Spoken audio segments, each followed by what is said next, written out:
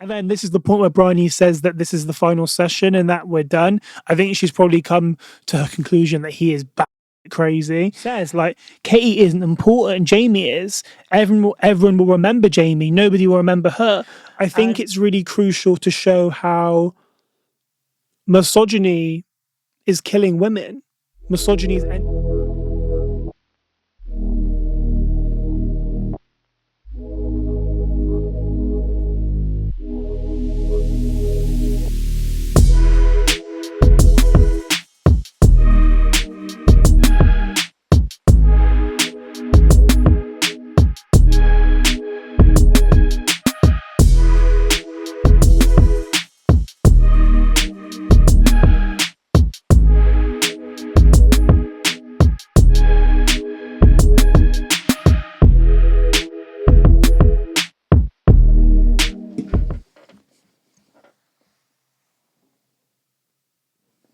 Hi everyone, how's it going? Good morning, afternoon, evening, or whatever time of the day it is. Hope you're well, safe, hydrated, looking after yourself and all of that. For those of you who do not know me, my name is Jord, and for those of you... Okay, cool. And for those of you who do, what are you saying? What's up? Thanks for coming back, I appreciate you. Okay, so today I want to talk about Adolescence, a 4-part crime series which is written and starring British actor Stephen Graham. It's a 4-part series. Well, for those of you who haven't watched it, I kindly, nicely suggest that you come back later. But for those of you who have, obviously you know the drill. It's a 4-part series about a young boy who is going on trial for killing a young girl. It's rooted in all of these unpack. And yeah, it was, do you know what? It's not really, I feel like I kind of misunderstood initially what it was. Oops. I think initially I misunderstood what the messaging was. So I kind of thought it was going to be like murder mystery. That was because I've actually watched it twice. I've watched it first time a bit casually, second time more as like a thorough, like analytical viewpoint. And I think initially from the trailers, before like reading into it too much, I was under the impression it'd be like murder mystery. But obviously, as you know, if you've watched it, it became very apparent very soon on that just wasn't the case. The boy quite clearly did what he did. Okay, so how do I start? I don't know if the best way is to break it down by episode and then just cross over when needs be and go from that. But I guess we'll go with that. So obviously, initially it starts with the police having a warrant to search the house, breaking down the door, disrupting the whole family, looking for Jamie, the allegedly supposed suspect who killed the young woman the night prior. And I have to say, at this point, as someone who didn't do that much background research prior to the first watch, at this point, I'm actually unsure as to whether or not he's actually killed her, because he's so persistent. Like he's so persistent saying, I haven't done anything, I didn't do it. And obviously, like, I do get that is like the natural response when you're trying to get yourself out of trouble. But like, I think because he's young and he's a child and he somewhat portrays a fair amount of innocence, you kind of want to not assume the worst. Because even where he's quite clearly been frightened, he wets himself, right?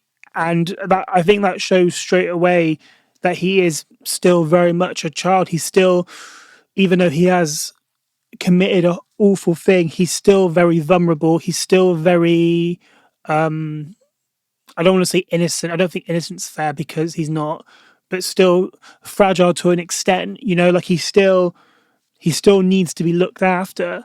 But like what I will say is though, and I don't know, I mean, I'm not really, I don't know like whether as someone who works in the force, whether this came across realistic or not.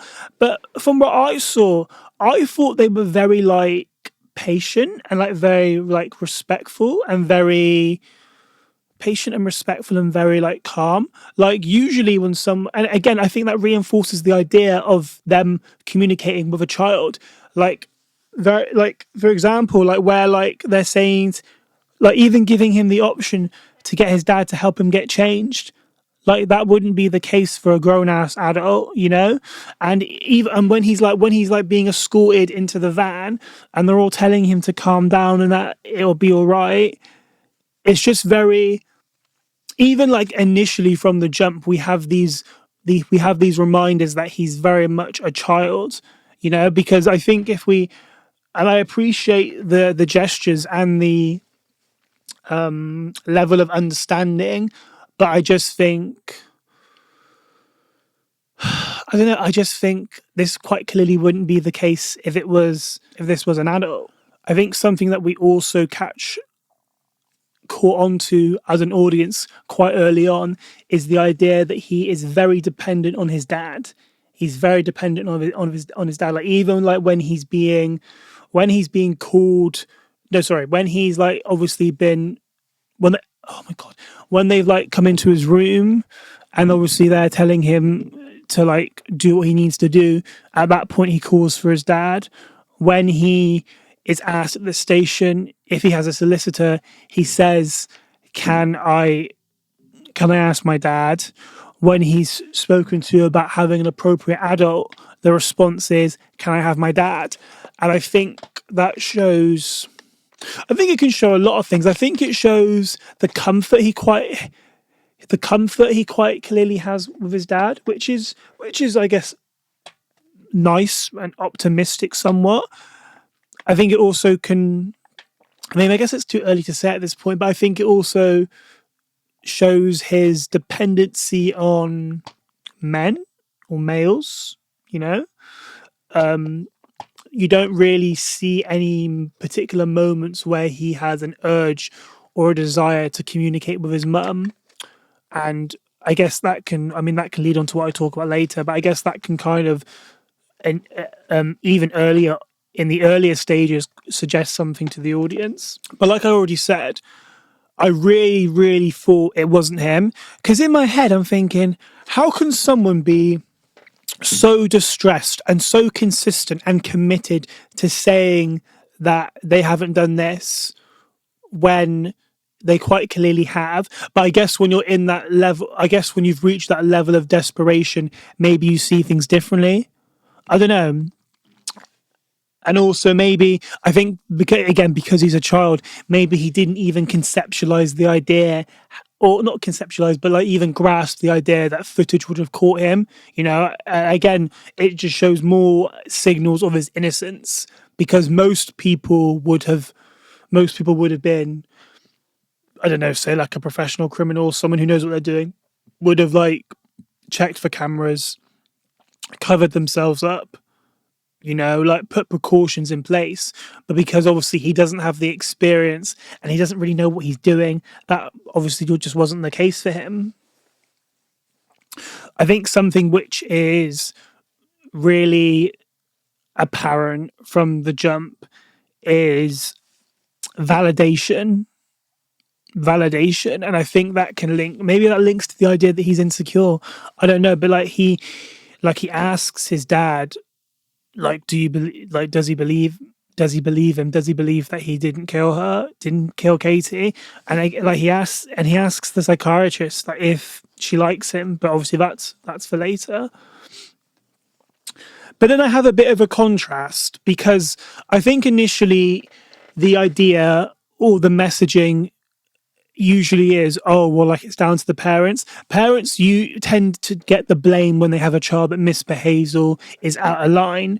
And I think watching this has made me realize that that isn't always the case. Because even when like their house is being raided and they're waiting on the officers to do the interview, and they're waiting for all the professionals to get in check, Eddie's very polite. He's very polite. He says, "Excuse me." He calls people love. Like, he says thank you.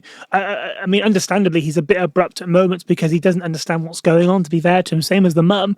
But he's very, very polite, and he's well mannered, and that kind of shows, for the most part, that is probably what he is like with other people he's not familiar with. So it's almost like trying to like figure out where it went wrong, you know? One thing that I thought was really interesting is the fact that he has an issue with needles. I was quite intrigued by that.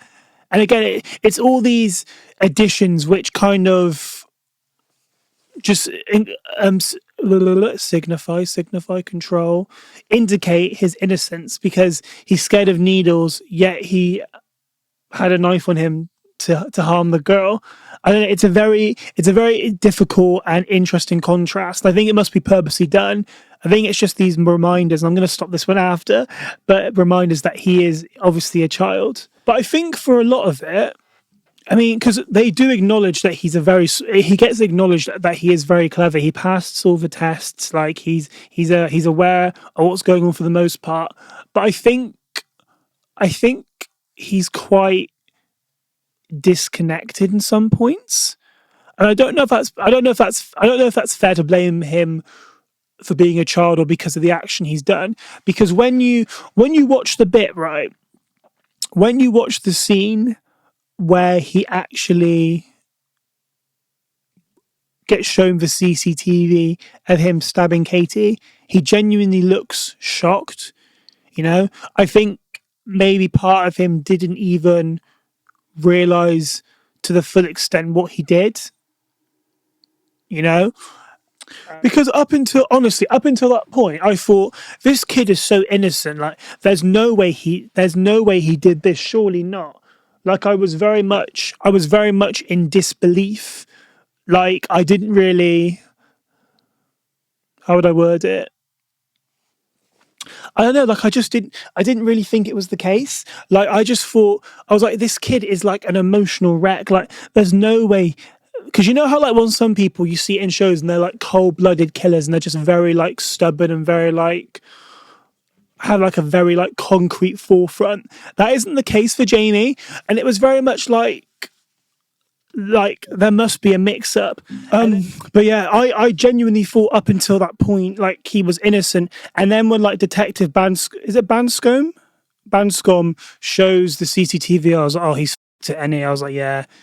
And it's just that moment, even at that point afterwards, he's still saying that he didn't do it.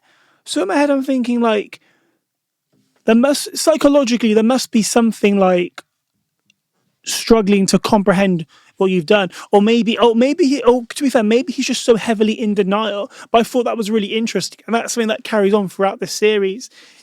Him denying it. I don't know whether it's because he has like shame associated to it, or because he just doesn't want to. I don't know. But yeah, the first episode was good. I think it was probably my least favorite. Like it wasn't. I won't say boring, but it just wasn't. It gave like a good like opening, but I don't know. I think when I compare it to the other three, it just wasn't my favorite. Hence my my struggle to come up with the right words. But maybe that's just me actually. Okay, and episode 2. Obviously, like episode 2 was really interesting. So episode 2 focuses more on it's the school setting, isn't it? And then I think this is where they have more of a deeper dive into the influences the school has, or like not even the school, to be fair, more like the further understanding of like toxic masculinity and the influence this has on the students and all the others. I want to start with talking about Jade. I think Jade is a really interesting character. Obviously, Jade was Katie's best friend. Jade is very, very emotionally broken, understandably. Like you would be if you lost your best friend. And I think Jade's a really interesting character. Detective Banscombe interviews Jade. Jade is obviously very well. She's angry. Let's be honest. She's angry, and but like she has every right to be angry. Her best friend has been killed, and I think it kind of sets alarm bells from the jump when she's questioned about Katie's relationship with Jamie, and then Jay just responds she wouldn't go anywhere near him. And I think it's very apparent from that point that the interest wasn't mutual. If they even know at that point there is an interest, and I think they're very appreciative for the most part that Jade is grieving, for her best friend, But like there are certain points where I feel like people aren't patient enough with her. Like, I can't remember what she says. She says something, and then the teacher will be like a bit of polite, and then Jade responds, "Well, I ain't feeling polite today. Can I go now, Miss Lower School?" I thought, "Oh, okay, I like this girl." But I do feel like there's also, I think it would be unfair to say, or like unfair to ignore, there is some adultification when it comes to Jade. There's a moment where she's told to not be angry or something along those lines. But like, I think losing your best friend and coming into school 2 days after is very valid to be angry or annoyed. And I don't know if that was something that was purposely done to show something which may be the case for a black girl who's in a white dominated school. I don't know. But it was quite interesting that it would be interesting to know if she was intentionally casted to be a black woman. And obviously Stephen Graham is a mixed race man, and obviously he probably has a better insight than most light skinned white passing people. So yeah, I think Jade's character is very interesting, and the bit where like there's a fire alarm go off or something like that, and then she sees Ryan in her sight and just kicks him to the ground. I thought, do you know what? Fair enough to you, Jade. My hat's off to you. But then like the theme of toxic masculinity and misogyny is still presented at that point, because I think one of the boys actually says, "You just got banged by a girl, you sausage," and it's this mention of misogyny and the idea of like seeing, like, degrading a man for being weak, and like not liking the idea that a woman may be more powerful in that moment. And even like throughout this episode, even with like, there were interesting moments where like I personally thought, not even from the children itself, but it still shows how like men seem to be viewed as the most important. Even when they go to talk to the class, Detective Banscombe and his colleague, is it Detective Sergeant? The teacher actually completely forgets to introduce her. She just introduces Detective Bascombe, and then she apologizes and says, "Oh, sorry, didn't mean that." And I just think it's all these like subtle reminders of how men are at the top of or supposedly at the top of the hierarchy. I think an interesting part for me in this as well, in episode 2, was the conversation between Mr. Malik and Detective Bascombe. In the first episode, Jamie states that his favourite lesson is history. Mr. Malik is a history teacher. When Detective Bascombe asks about Jamie and asks what he's like, he hasn't really got much. He hasn't really got much to say. He says that he doesn't know him and he doesn't see Jamie. And I think this, because you'd like to think a teacher would be connected to their students, and I think this shows there's such a high level of disconnectedness to the students. A level of disconnectedness, disconnectedness, which is that apparent that it therefore means that they're able to contribute and partake in this misogynistic red pill behavior and get away with it because the teachers they're not conscious, And obviously this is the episode where there's more of a focus on Ryan. So Ryan is the guy who supplied, make it sound so corrupt. I mean, it is corrupt. Ryan's the guy who supplied the knife to Jamie. And then I'm intrigued to know what it is, because I think I might have missed this part, but I'm intrigued to know at what point, how does Detective Bascombe figure out that Ryan is the one that has the knife? I don't know if he like guessed it based on being together that night or what, but there wasn't really anything that struck out to me that made me think, oh, this is how he knows. And And it's quite interesting watching that, listening and observing their conversations, because they talk about, Ryan talks to him about how he must have been popular at school, and like, did he get girls? And I think, again, these are like traits which are seen as important to young men, to boys, to be popular, to have friends, and to have female attention. I don't know if I'd go as far as female validation, but definitely attention.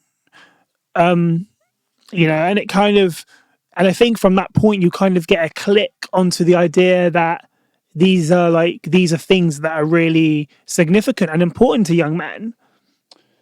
I think the most important interaction in this episode to get a better understanding of the intentions behind the attack is Adam and Detective Bascom. So Adam is it Adam? Is Adam his name? Yeah, so Adam is the detective's son, and obviously what's happening is he's gone to the school to try and figure out what was the intention, what was the influence, how can we, what basically caused the disruption, or like the trigger, or the prompts. And there was a series of comments left on Jamie's Instagram, which Detective Bascom hasn't picked up on, and then Adam takes him to the side and explains it to him, and obviously explains that the misunderstanding of the emojis, and saying and telling obviously his dad what incel means. And obviously incel is about incel basically means that you're unable to get female attention, and that is basically like persistent, like, you're unable to, you're frigid, basically. You're always going to be you're a virgin, and you always will be. It's basically saying that you will just never be able to get attention of females.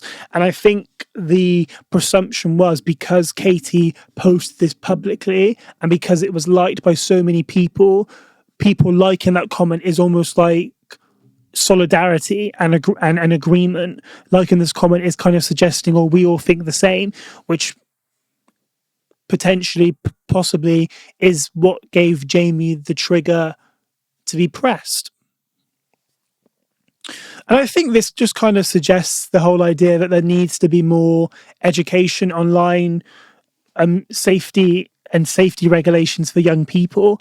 And I think it'd be good and beneficial to have that for parents, because I think when children are left to their own devices, you may be physically safe, but you're not mentally safe. The online world can be very scary and very damaging, and it's never ending. There's always something fresh to discover, or there's always something to discover which hasn't been discovered prior, which has already been posted.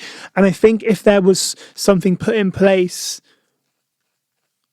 to regulate this unethical behavior, like the Andrew Tates of the world, and the red pill content, and the information which kind of gives the impression that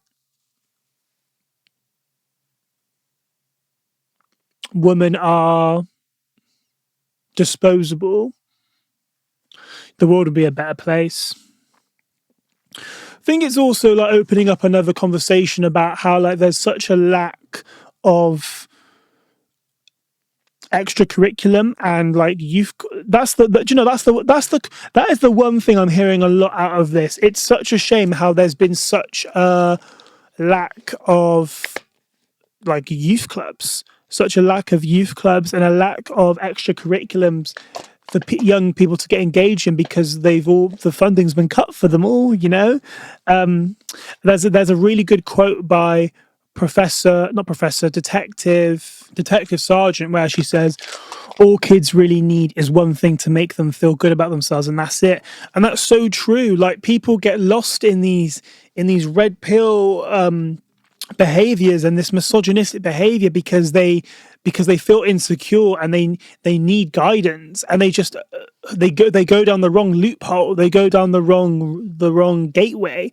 And I think if there was more accessibility to like access to passions and creativity and sport, what I mean, this behavior online would be minimal, you know. um and I think, do you know, and I think Detective Sergeant is a really underrated character. She makes some really valid points, especially about like being a woman. Like, even when I think she found it all quite distasteful and stressful being like at the school. And I think when Detective Bascom asks why, well, she says like Katie isn't important, Jamie is. Everyone will remember Jamie. Nobody will remember her.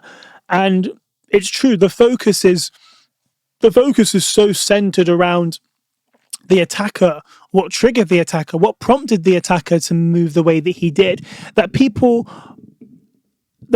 are seeming to not have that much focus and empathy on the person whose life has been lost, the people affected by the person whose life's been lost. And I think it was like a real sense of realization where I was like, yeah, do you know what? Like, she's right. She's right. I think the scene with Ryan was a bit extreme. Like, when he started chasing him, I was like, I don't understand what you're going to achieve from this. Like, it just didn't really make sense to me. And I'm really impressed by the one shot camera. I thought that was really clever. I need to watch some behind the scenes stuff, but that blew me. But like, yeah, like when he starts running, I mean, first off, I don't understand why Ryan started running. I thought if you had have done it in a calmly manner, surely, because I don't know. In my head, I'm just thinking the what ifs and the alternatives, right? But I'm thinking, why was he running? What did he have to run for? But then why was the guy chasing? I don't know. I just found that part all very extreme. I don't know. It just wasn't for me, to be honest. But I think there was I liked the bit at the end where Eddie leaves the flowers for Katie. I thought that was like quite a nice little like subtle like apology, which I thought was really, really strong and like really, really what's the word? I don't know, just nice and subtle. Okay, so I personally think episode 3 is the best episode. I think Erin Doherty is absolutely incredible. I think her talent is unmatched, and I think she deserves all the success. I think it really shows when somebody can act without dialogue.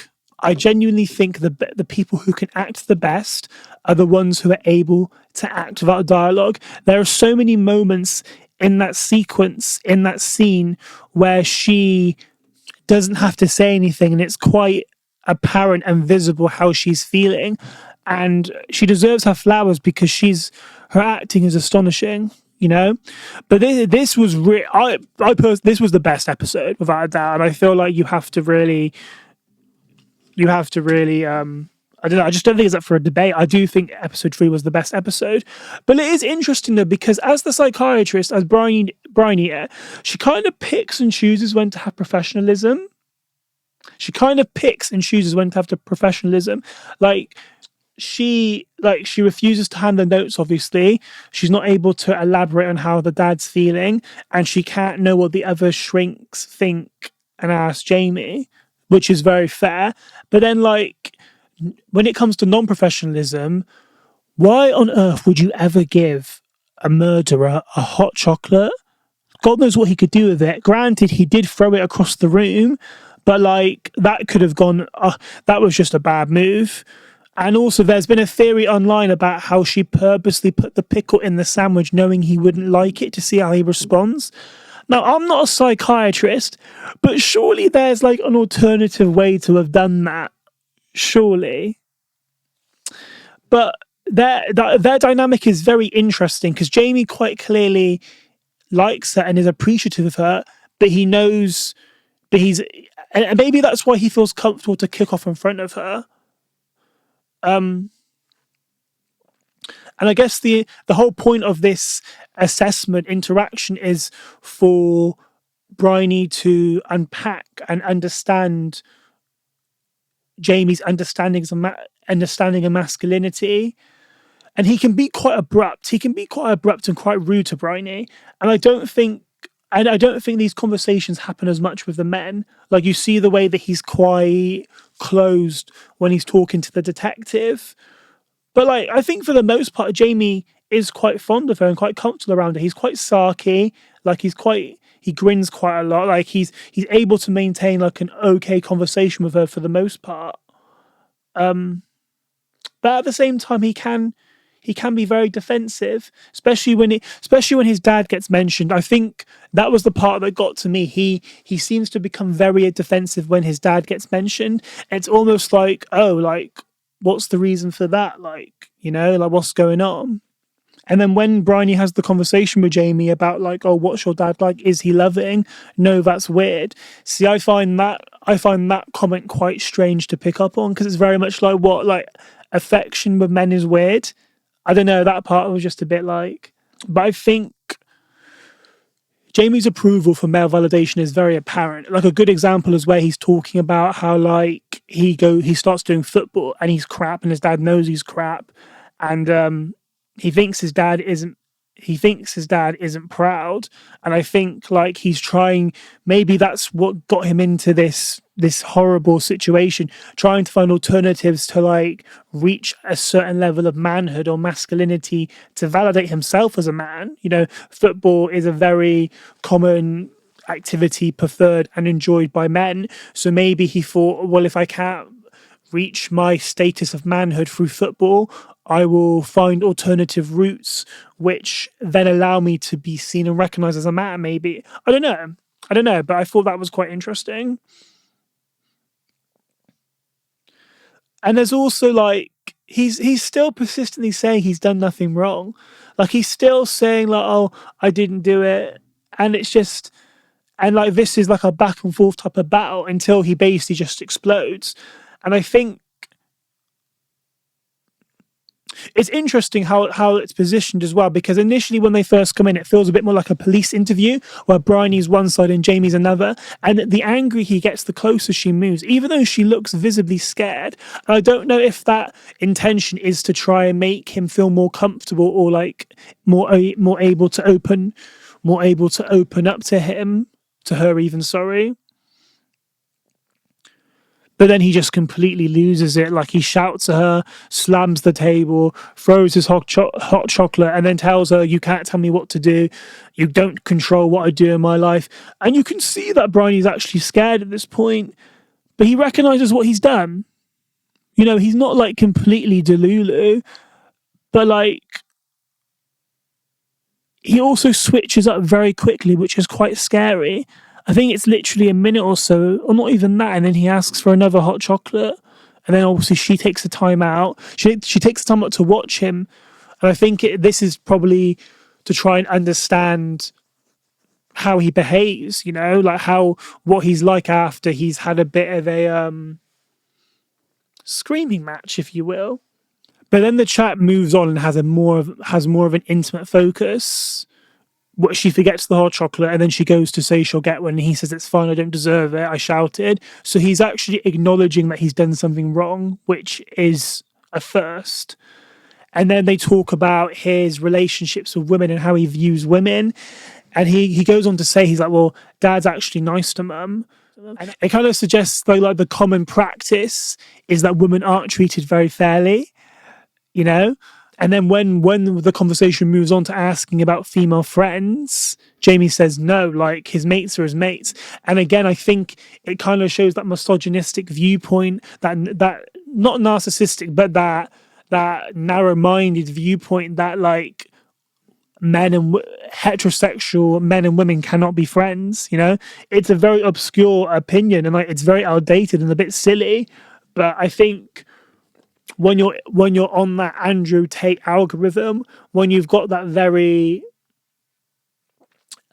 difficult perception of what masculinity is, I think for the most part, these young boys, these young men, they can't fathom platonic relationships with women. And then I think we go on to talk about like romantic relationships, like girlfriends and that. And then he lies and says that he's had interactions with girls have touched him, girls have kissed him.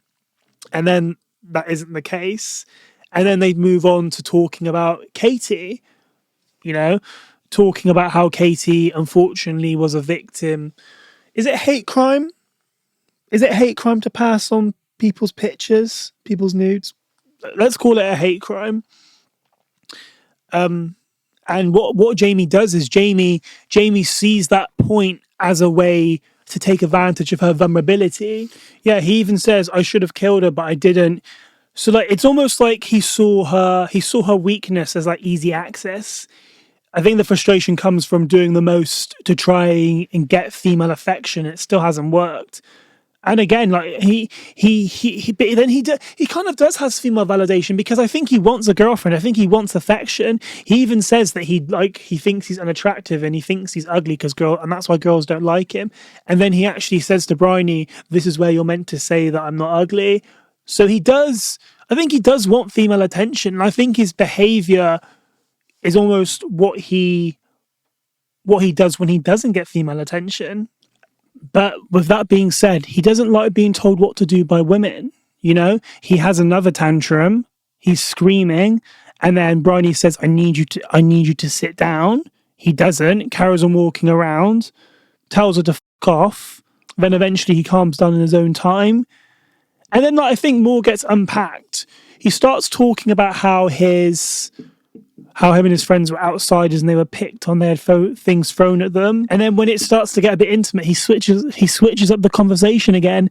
And then he says to Brian, "Did I scare you?" And I shouted. And he smirks and he says it. It's almost like he actually gets joy out of scaring women. And then when he talks about Katie, he literally says, "I could have touched any part of her body if I wanted to."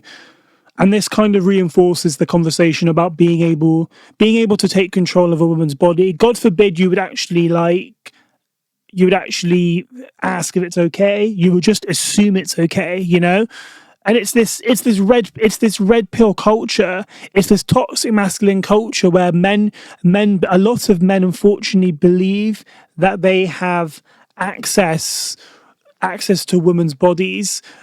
They objectify women, they control women, and they see a lot of women as play toys, and they don't consider the consequences and that these people are actual human beings. It's all just very weird. And then Jamie loses it again. He loses his control again, and he asks Bryony if she likes him. This part's really interesting because it almost seems like she's about to break character to comfort him, and then he loses control again. And then this is the point where Bryony says that this is the final session and that we're done. I think she's probably come to her conclusion that he is crazy. And then even like as he's leaving, the male validation or the significance of his dad is still apparent because he literally shouts, "Tell my dad I'm all right." But there's no concern or worry regarding his mum. I also don't think that Jamie fully understands what he's done. Like, because Bryony will like question him, be like, "Do you understand what death is? Do you understand that you've taken a life?" And he's very like agitated by it. I don't think he fully understands that he has actually ended someone's life. And I think again that is a reminder of his like childlike demeanor and he's still like really young, you know. I don't think he has fully grasped the consequences of what he's done, you know. And I think that could be part of the reason why he's so in denial about it or doesn't want to acknowledge it. Okay, and then we got on to episode 4. So this episode made me so sad, right? Because I actually really like Eddie and I was really rooting for him. I just wanted him to have a nice birthday. And like, obviously, like it starts with like the spray painting of the nonce, of the word nonce on the van. And he gets quite aggressive with his wife, which is just unnecessary because she's only trying to help. And then at that point, it kind of makes me think, has Jamie seen these interactions and picked up from that? Obviously, it's not enough to go and kill someone, but has that given him like a bit of a indicator of how you can treat women? But obviously, so Eddie tries to clean it. He has no He has no luck, basically. He's adamant about going to Wainwright's. He's adamant to go get some paint, to be honest. And like, I think the pressure is on because you want to have an enjoyable birthday, right? And I think I think he's on the verge of a breakdown at this point. I'm just like, oh, Eddie, please leave the paint for the day, you know? But I think he's trying so hard to distract himself on his birthday, which obviously doesn't go to plan. But I think he's trying so hard to just forget about, because that's the whole point of birthday, isn't it? It's like the whole point of birthday, to have a day where you kind of enjoy everything and just kind of put everything else to the side, which obviously just doesn't go to plan. And he keeps on saying like, let's get the day back. Let's get the day back. And I really held on to that point, and I thought he's so adamant and so hopeful that I'll have an enjoyable birthday, but it just isn't the case. But like, I feel optimistic though at some points, because the scene in the car on the way there is really jolly. Like, everyone's really happy, joking around. Eddie and, is it Mandy? They're talking about like when they how they first met and when they started kissing, and it's really sweet and joyful and optimistic. And you watch them and you think, this family is actually pretty normal. This family is pretty normal and pretty sweet. And it just kind of shows that like, it isn't always the parents' responsibility. Like, it is, they aren't like the core reason as to why things go wrong. But yeah, then they get to the store, get the paint. Well, are getting the paint even. And obviously the one kid who's showing him has clocked onto who he is, right? And again, like, Eddie's well-mannered. Like, he's obviously frustrated, but he's trying to keep it under wrap, right? And I can't think of what the kid says or does. I think he says something like, oh, I'm on your side. We can get a GoFundMe. And Eddie's like, can you just show me the paint? But like, this was after like 3 or 4 attempts. I think anyone who had a child that's on trial for murder would be pretty pressed at that point. But Eddie's like, he's really well-mannered. For the most part, you can see his frustration, but he still keeps it quite under wrap quite nicely. Then obviously, as he's leaving, he sees the boy that spray painted his bike. He gets quite violent with him, quite aggressive. Probably the most aggressive we ever see him in the show. Completely loses the plot. Throws the paint over the van. Starts cussing at the staff. And it's like, oh, okay, cool. But I don't agree with violence against children, but like, valid, his anger and his annoyance, very pivotal. And I think because he bottled it up, I think because obviously like men are kind of like told that they should bottle things up, he probably has that like idea in his mindset, which is really sad, you know. And I think this is a very good example of that, like, not communicating effectively and efficiently, you are just going to crash inevitably. Like, there's no way of avoiding it. But yeah, so he's driving back. And then he gets a call from Jamie saying basically that he's going to change his plea. And he's like really shocked. But to be honest, I don't really understand why you wouldn't change your plea. Like, there's a video of him literally stabbing this girl, and the mood just kind of shifts. And then he kind of goes a bit, he gives a pause, doesn't he? He doesn't really have anything to say. And then the mum's like, oh, hello, and so's the sister. But Jamie's not really appreciative of hearing their voices. He's just very much like, I just thought it was me and dad. And again, it's that constant reminder that male validation is so important to him. Like, where's the man figure, you know? Where's my relatability? But then they get home. I think they decide not, they were planning to go out, but then they decide not to. And I think it was just where they have a bit of a reflection. I think Eddie can't help but feel guilty. And he talks about his own struggles, how his dad used to beat him and he would never beat his own children. And then they're basically, I think him and his wife, I think they're having some issues in their relationship, and they're very much like, let's not make this break us. And then they say, how can we not? And they're just reflecting, saying, what did we do wrong? What could we have done? You know, buying him the computer in the first place. But I find, like, with situations like this, if people are eager to learn, if people are already in that mindset, there is no stopping them. I don't think it's fair for the parent to have responsibility. Yeah, you can put precautions in place to prevent it, but like, if they're that desperate to find a way, they'll find a way, you know, easily. I think Stephen Graham's incredible. Like, the scene where he just breaks down, you know, when you just feel like, oh man, that really hit me. That's what I felt in that scene. And I think it's really important to show the effects of the murderer's family, because a lot of the time they don't contribute to the behavior, you know? And I thought it was a perfect ending, him kissing the teddy and saying sorry, he should have done better. But like, it's one of those things where you're always going to be second guessing what could you have done. But I mean, it's just luck of I don't know. It's not luck, but it's just I just don't think it's fair for the parents to be held responsible because so many cases they do nothing wrong. I think it's but I do think the show was really important, really important. I think it's really crucial to show how misogyny is killing women. Misogyny is ending women's lives. And I think that I think it was a really good demonstration of how online cults, red pill culture, the Andrew Tates of the world, unfortunately have way too much influence that like puts women at risk and kind of teaches this really awful narrative that seems to let men have access to women's bodies and women's choices. And I think it's very important to like say, because I didn't find the show entertaining or enjoyable.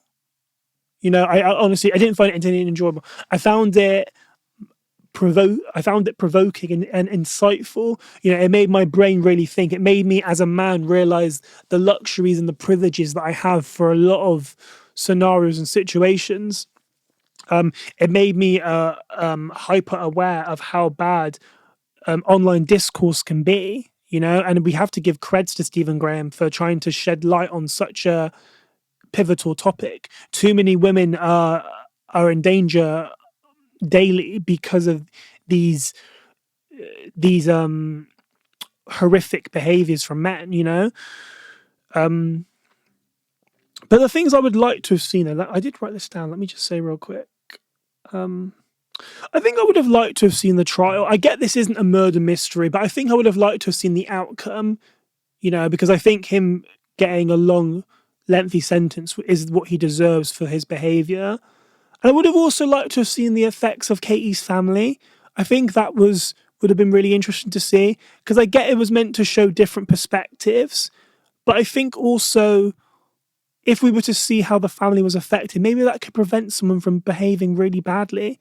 I don't know. I'm hopeful, but I'm appreciative of what it's done. I think it should be shown as an educational purpose, to be honest, to show the after effects of being locked into these forums, you know. But no, I think they did a great job. I'm really impressed by it. I'm really excited to see what else Stephen Graham does. I'm also really excited to see what the actor who plays Jamie does. What's his name? Owen Cooper. I'm really excited to see what he does next. I think he's insane. To not have any acting experience or minimal acting experience and to come up with that is just fucking unheard of. Literally unheard of. So I'm very excited to see what they've done next. I think it's unfortunate we have to make resources like this to prevent it from happening. But if it works, it works, you know. But yeah, I'm optimistic. And I'm excited. So yeah, I think I'm done here. Guys, thank you so much for watching. My name is Jord Hellwood. If you don't already and you made it this far, you may as well subscribe, like, share and comment. This is the Winning Side Podcast, and I look forward to hearing from you all very soon. So, yeah.